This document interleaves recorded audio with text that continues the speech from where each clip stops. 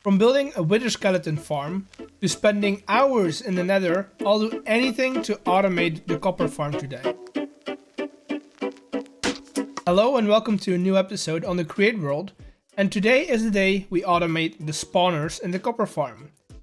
I need a load of nether stars though, so let's head into the nether and kill some wither skeletons.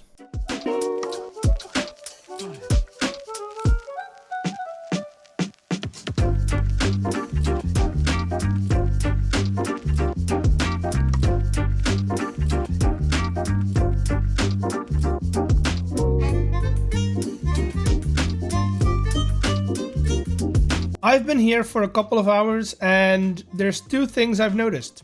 One is that we're not getting lucky with the drop rate. Even with the looting 3, I've only had a few drops. And on the other hand, this fortress lacks spawns, dude. It's pretty hard to quickly get around and I'm not getting any wither skeletons at all. And with all these mods, there has to be an easier way to get wither skeleton skulls. So let's head back to the overworld and do some research. A quick Google search tells me that Apotheosis adds a new enchantment called Capturing. That gives me a chance to get a spawn egg when we kill a mob. The rates aren't that great. I think it's like level 1 is a 0.4 chance of just giving me an egg. But I'll take that as that will allow us to get a spawner active. Over here at the Emerald Town, I've got some extra villagers. So I'll spend some time here and see if I can get a good deal. Never mind, it's been a few hours and I didn't get any of the new enchantments. So I looked into it and I don't think you can get them through villagers. And that means that I have to do it the old-fashioned way. I'm back home right now and we should be able to get it through a new enchanting setup. So let's gather up some pufferfish so I can use them in combination with some prismarine to get these prismarine bookshelves. These will boost some of the stats that we need to get the more rare enchantments. After that, we'll enchant some books and swords until I get what I want. And this should give me the upper hand with some of the drop rates. I know there's another fortress at the Warp Forest from last episode, so I'll run around there and see if I can get some more heads and a spawn egg.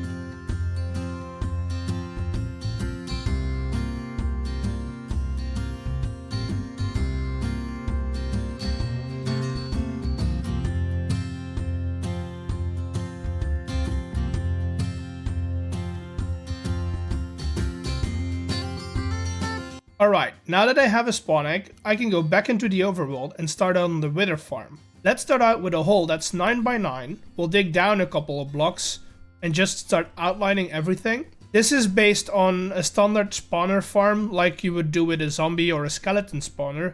So it's pretty simple. The only thing that we have to keep in mind is that wither skeletons are 3 blocks tall.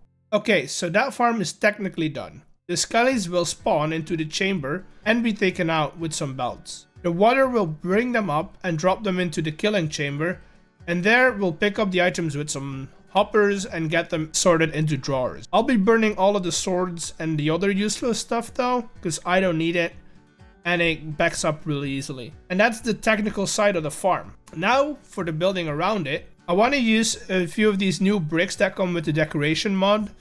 They've got that bluish blackish hue and yeah, they kind of fit with the skeleton vibe. Then we just need to use 3 building steps. The first one is simple, get the walls up. Get them as high as you want and just get a vibe for that shape. Then we get the roof in place. Make sure that the shape and the texture is up to par before you go into step 3, which is windows and decoration. This is the moment where you add in doors, windows, and like other things that you want to add. At this moment, it's also a good way to get a pathway to run up to your new building.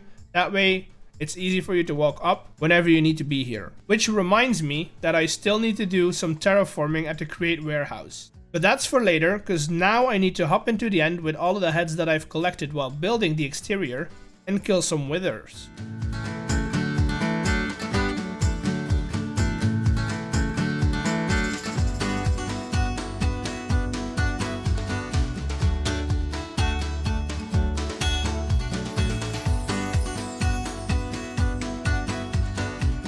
Then withers later, and I can start upgrading the spawners.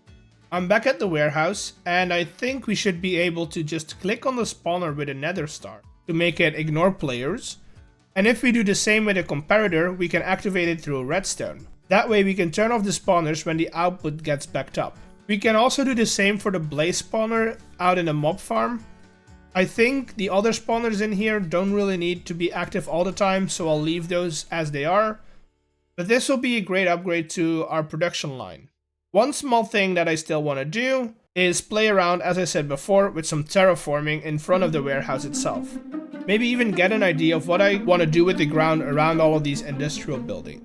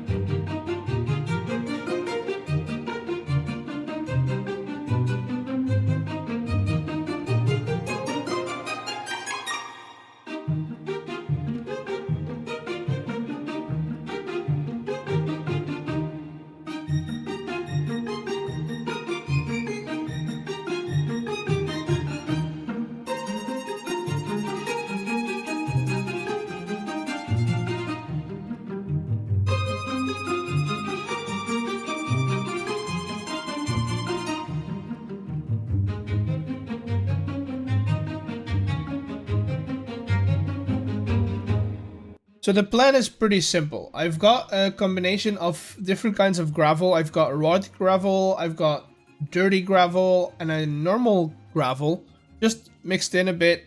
For the pathway, I went with these square mud bricks, because, I don't know, they kind of look like pavement tiles, and I don't mind the look of them.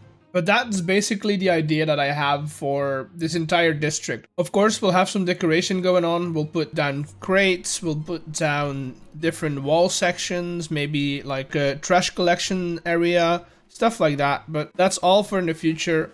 I think for now, I need to fix this little problem that I have with the slime farm. So the slime farm is not producing obsidian fast enough for the factory. So in the future, I want to add spawners for the slime farm instead of, well, counting on the natural spawns. But for now, I'm going to pop into the end and I'll just take some drills with me. So I can set up this little drill, use some water wheels to power it, and take down one of these pillars, because I think that'll be enough obsidian for a while.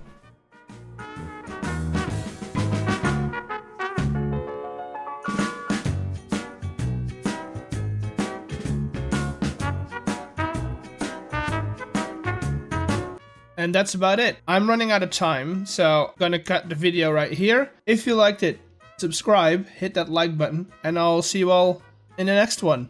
Bye!